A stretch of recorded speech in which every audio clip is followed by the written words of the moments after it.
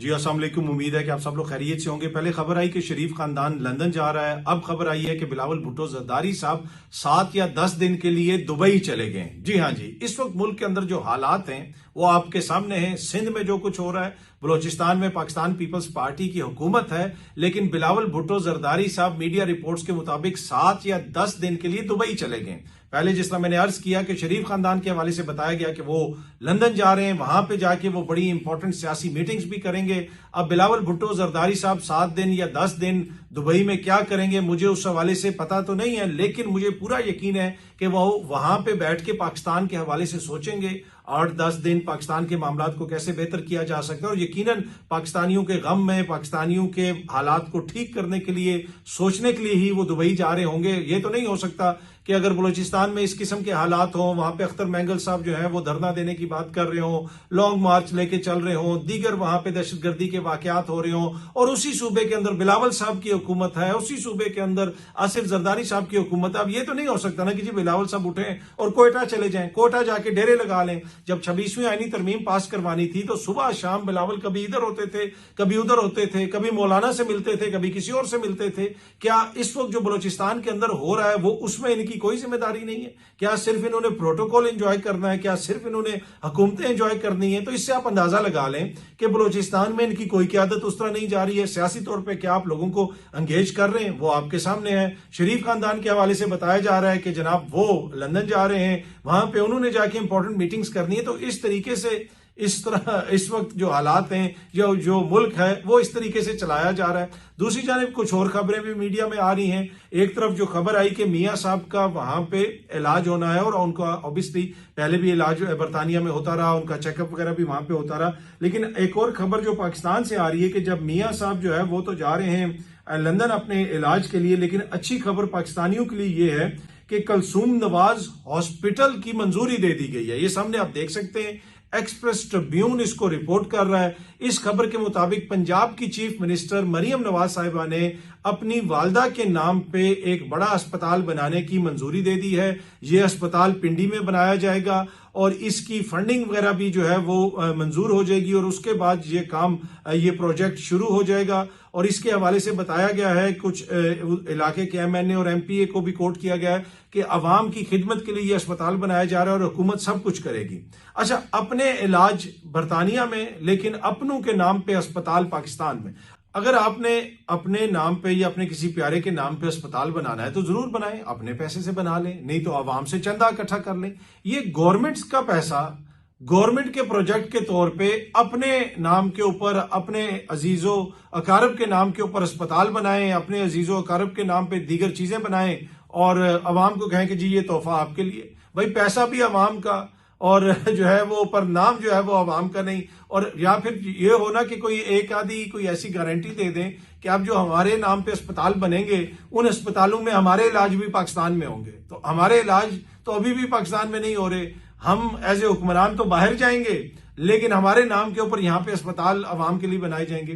तो इससे आप अंदाजा लगा लें कि क्या कुछ हो रहा है। जहां पे ये लोग दुबई जा रहे हैं, ये लोग लंदन जा रहे हैं, और दूसरी तरफ आपको बता रहे हैं कि सारे जो मामलात की खराबी है ना, जो सब कुछ मुल्क में खराब हो रहा है, वो इमरान खान साहब की जात कर रही है। वो जो जेल में बैठा हुआ है जिसकी कोई तस्वीर भी नहीं आ सकती। वैसे आप बुशरा बीबी ने भी जेल इंतजामिया के हवाले से एक दरखास्त दी है कि जेल में जो उनको सहूलतें दी गई हैं उनमें कोई बेहतरी लाई जाए।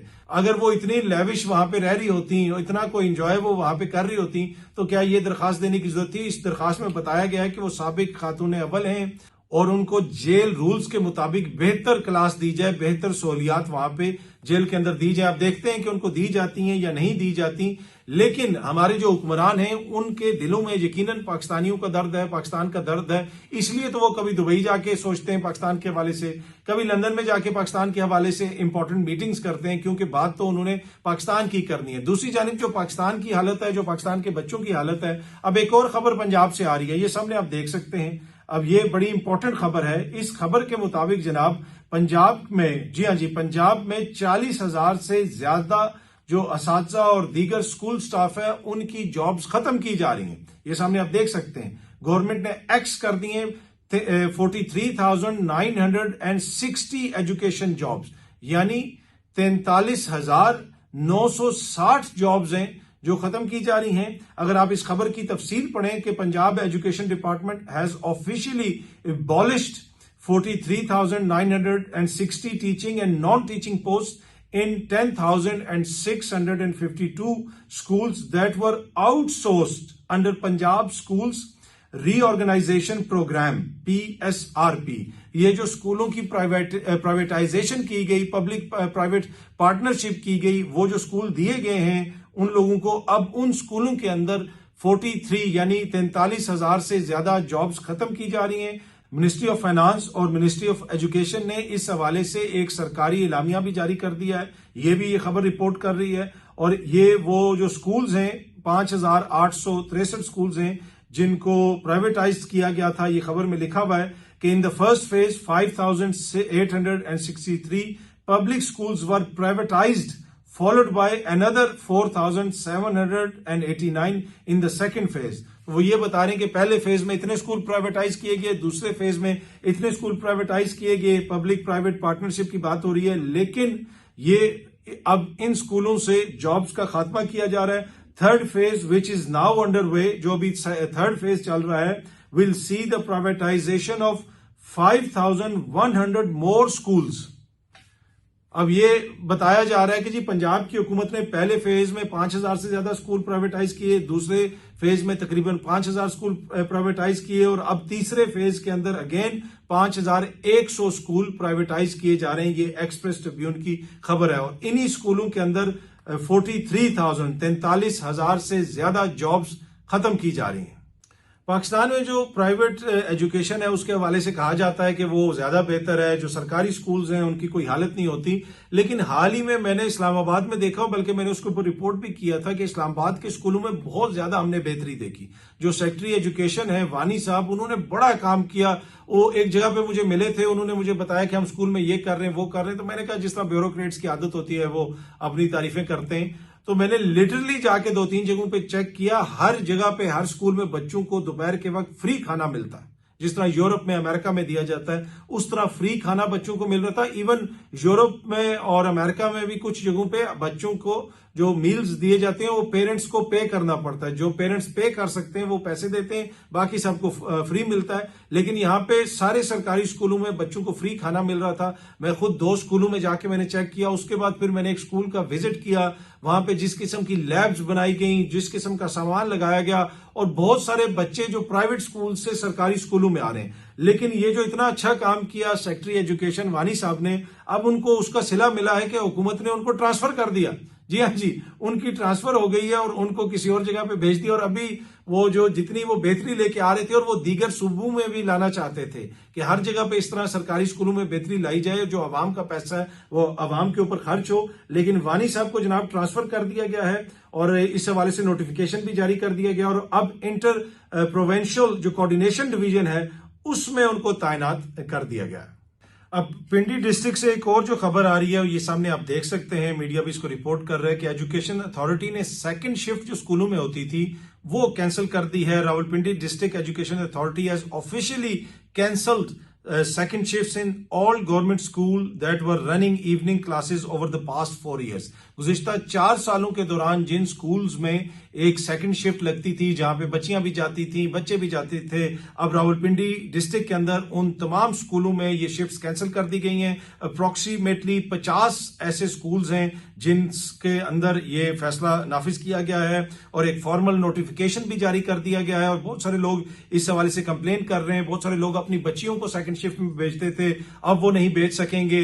तो एनीवे वो हुक्मरान जिनके अपने बच्चे कितने सरकारी स्कूलों में पढ़ते हैं या पाकिस्तान में कितना पढ़ते हैं वो हमें भी पता है, लेकिन उनके जो डिसीजंस पाकिस्तान के हवाले से होते हैं, पाकिस्तान के चाहे वो कोई मेडिकल फैसिलिटी हो, चाहे पाकिस्तान के कोई स्कूल्स हो, वो हमारे सामने है। और एजुकेशन एक वो चीज है जो बड़ी इंपॉर्टेंट, मेरे ख्याल में दुनिया में इससे ज्यादा इंपॉर्टेंट कोई चीज नहीं। अगर कौमों ने तरक्की करनी है तो उसमें तालीम का बुनियादी किरदार होता है। तो जिस तरीके से ये फैसले किए जा रहे हैं कि जनाब सेकंड शिफ्ट खत्म की जा रही है, जॉब्स खत्म की जा रही हैं, प्राइवेटाइज किया जा रहा है, इस हवाले से टीचर्स यूनियंस जो हैं वो भी तहफुजात का इजहार कर रही हैं। लेकिन यकीनन हुकूमत की ख्वाहिश होगी कि चीजों को बेहतर किया जाए, इसी वजह से ये सारे स्टेप्स लिए जा रहे होंगे। अच्छा जी, मोहसिन नकवी साहब की मुलाकात हुई है वजीर आजम साहब से और उसमें इंपॉर्टेंट चीजें डिस्कस हुई हैं। सामने आप देख सकते हैं, खबर भी ये रिपोर्ट हो रही है। उसमें नहरों के मामले पे, बलोचिस्तान के मामले पे, खैबर पख्तूनख्वा के मामले पे वहां पे गुफ्तगू हुई, अहम मामला जेर बहस रहे। अब मोहसिन नकवी साहब आपको पता है एक्सपर्ट हैं, चाहे वो नहरों का मामला हो वो भी उन्होंने हल करना है। पीपल्स पार्टी की तो वैसे ही हुकूमत है सिंध में, वफाक में उनकी इत्तेहादी हुकूमत है, उन्होंने तो उसमें कोई किरदार उस तरह अदा नहीं वो कर सकते। हाँ, वो एहतजाज जरूर करेंगे और अवाम को ये तासुर देंगे कि जनाब हम तो अपोजिशन के अंदर हैं। पर मोहसिन नकवी साहब की एक्सपर्टीज तो हर फील्ड के अंदर है। क्रिकेट के मैदान के हवाले से गालबन उन्होंने बात की या नहीं की मुझे नहीं पता, शायद खबर के अंदर ये भी तफसीलात लिखी हो, लेकिन उनकी एक्सपर्टीज तो आपको नजर आ रही है, ये हर जगह पे आपको नजर आ रही है। न्यूजीलैंड के क्रिकेट मैदानों से लेके पाकिस्तान तक हर जगह पे आपको एक्सपर्टीज नजर आ रही है। और वजीर आजम शहबाज शरीफ साहब ने उनसे यकीनन मुलाकात के अंदर ये सारी चीजें डिस्कस की होंगी और अब इन मामलात के अंदर बेहतरी आएगी। और इससे पहले मोहसिन नकवी साहब मियां नवाज शरीफ साहब से भी मिल चुके हैं, तो यकीनन मोहसिन नकवी साहब इन मामलात में बेहतरी लेके आएंगे। लेकिन 3 दफा के जो वजीर आजम है नवाज शरीफ साहब, वो क्या कर रहे हैं, उनके हवाले से कॉलम्स में तो लिखा जा रहा है कि जी वो बूढ़ा शेर जो है वो ये करेगा तो फलाना मामला वो अपने हाथ में ले लेगा। पहले भी जो बातें लिखी गई, जो कुछ कहा गया, यहाँ पे बड़े बड़े दावे हुए, अब तक उस पे कितना, जिसे आप कह सकते हैं कि कितनी चीजें हकीकत के करीब हमें नजर आई, चाहे वो इंतखाबात जीतने का मामला हो या दीगर वजीर आजम बनने की बात हो, चौथी बार वजीर आजम बनने की बात हो, वो सब कुछ हमारे सामने है। अब जिस तरीके से ये लोग इस वक्त निजाम को चला रहे हैं, आपको उसमें हर जगह पे इंतजामी मामलात नजर आते हैं, यानी इंतजामी एतबार से ये चीजों को लेके आगे बढ़ रहे हैं। उससे इनकी सियासत कितनी रेलेवेंट हो रही है या इररेलेवेंट हो रही है, उसका अंदाजा आप खुद लगा सकते हैं। इस वक्त इनको किन हालात का सामना है, ये पूरे पाकिस्तान में इनकी कितनी पॉपुलैरिटी है या नहीं है, मैं उसकी तफसील में नहीं जाता। लेकिन आज आप कोई भी मसला देख लें, कहीं पे भी आपको इनका कोई सियासी किरदार नजर आ रहा है, कोई ऐसी चीज नजर आ रही है जिसके अंदर इनकी सियासत आपको लगे कि वो कोई कलीदी किरदार अदा कर रही है। अच्छा, शहबाज गिल साहब ने एक ट्वीट किया हुआ है, ये ट्वीट सामने आप देख सकते हैं। उन्होंने एक वीडियो में भी ये कहा है कि मुझे ये धमकी दी गई है कि अगर आपने खामोशी इख्तियार नहीं की तो आपको पार्टी से निकलवा देंगे या पार्टी में आपका रहना जो है फिर वो मुमकिन नहीं रहेगा, पार्टी से आपको फारिग करवा देंगे। अब मुझे नहीं पता है, उन्होंने जिक्र नहीं किया कि ये धमकी उनको किसने दी है, लेकिन इस जो उनकी वीडियो मैंने देखी, जो क्लिप देखा और ये जो ट्वीट मैंने पढ़ी, उसको देख के अंदाजा होता है कि ये धमकी कोई हुकूमत की जानिब से नहीं आई है। ये गालबन तहरीके इंसाफ के अंदर से ही उनको किसी ने कहा गया है कि आप बहुत ज्यादा क्रिटिसिज्म कर रहे हैं, ये बात कर रहे हैं, वो कर रहे हैं, ऐसा ना करें, थोड़ा सा टोन डाउन करें, अगर ऐसा नहीं करेंगे तो आपको जमात से निकाल दिया जाएगा। तो ये धमकी लगता ये है कि ये आप खुद ही किसी दिन शहबाज गिल साहब भी बताएंगे, लेकिन मेरा अंदाजा है कि ये पाकिस्तान तहरीके इंसाफ के अंदर से उनको किसी ने कहा है कि आप जो है चुप कर जाएं, नहीं तो आपके लिए मसाइल पैदा होंगे। अब देखते हैं कि शहबाज गिल साहब कोई नाम लेके आते हैं, वो बताते हैं या नहीं बताते, क्योंकि अपनी ही ट्वीट के अंदर, अपनी वीडियो के अंदर शहबाज गिल साहब ने कहा है कि इमरान खान साहब कहेंगे तो मैं चुप कर जाऊंगा। अच्छा, उन्होंने ये भी बताया कि इमरान खान साहब ने मुझे कुछ अल्फाज बताए हैं कि जिस दिन मेरी ट्वीट के अंदर तुम ये अल्फाज देखो तो उसके बाद तुम चुप कर जाना, अदरवाइज जो तुम अपना काम कर रहे हो, जो मैंने तुम्हारी जिम्मेदारी लगाई हुई है कि तुम बाहर लॉबिंग भी कर रहे हैं, लोगों से मिलना है, इमरान खान साहब का जो मसला है उसको इंटरनेशनल सतह के ऊपर हाईलाइट करना है, वो तुम अपना काम जारी रखो। तो शहबाज गिल साहब ने अपने उस वीडियो पैगाम में भी ये कहा कि जब मुझे वो अल्फाज इमरान खान साहब की ट्वीट के अंदर नजर आएंगे तो मैं चुप कर जाऊंगा, अदरवाइज मैंने चुप नहीं करना। मैं तो वैसे भी अब किसी ना कोर कमेटी का हिस्सा हूं, ना पॉलिटिकल कमेटी का हिस्सा हूं, तो मुझे तो वैसे ही जो है वो जमात के जो मामलात हैं, इंतजामी मामलात हैं, उससे मेरा कोई लेना देना नहीं है। मैं अपना एक काम कर रहा हूं जो इमरान खान साहब ने मेरी ड्यूटी लगाई हुई है, लेकिन वो ये कह रहे हैं कि आप मुझे ये धमकी दी गई है कि जनाब आप चुप हो जाएं, नहीं तो आपको जमात से फारिग करवा दिया जाएगा। और मुझे ये लगता है, ये कंफर्म तो वो खुद करेंगे शहबाज गिल साहब, कि ये जमात के अंदर से ही उनको किसी ने कहा गया है कि आप अपने मामला ठीक करें, नहीं तो हम आपको जमात से फारिग कर देंगे। बहुत जल्दी आप सब दोस्तों से दोबारा मुलाकात होगी। Thank you very much.